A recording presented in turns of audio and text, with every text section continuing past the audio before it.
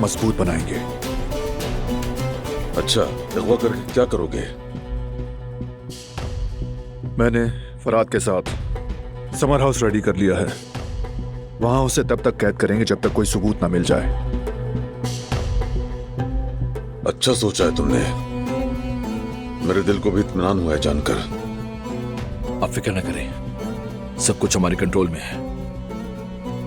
हम दिलान के साथ अभी बाहर जाएंगे ताकि दिलान इस प्रेशर को महसूस ना करे और उस समय कोई भी हमारे प्लान के बारे में ना जान सके। ये यकीनी बनाना होगा।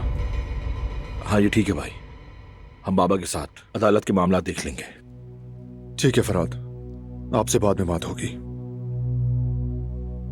शुक्रिया बच्चों, मुझे फख्र है तुम पर। तुम अपनी मां का खून जाया नहीं होने दोगे। शाबाश बच्चों। आयतन की रूह भी तुम दोनों से बहुत खुश होगी। उसे भी सुकून मिल जाएगा इंतकाम के बाद। बस इस बार हसन बचने ना पाए।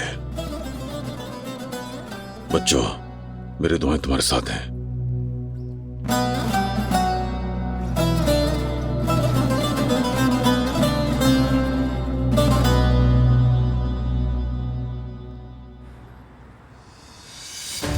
हाँ तो बताओ वकील, अदालत में मेरे साथ क्या होगा? क्या कहते हो तुम? देखिए हसन साहब, मुखालफिन की तरफ से ये केस कमजोर है। इम्कान है कि फैसला हमारे हक में आए, लेकिन फिर भी हमें हर चीज के लिए तैयार रहना होगा। क्या मतलब कि मुझे रिहा कर दिया जाएगा? उम्मीद तो पूरी है, मुतमईन रहें आप। मैं कैसे मुतमईन रहूं वकील? आगे कुआं पीछे खाई, कहीं नहीं जा सकता मैं। जैसे ही मैं बाहर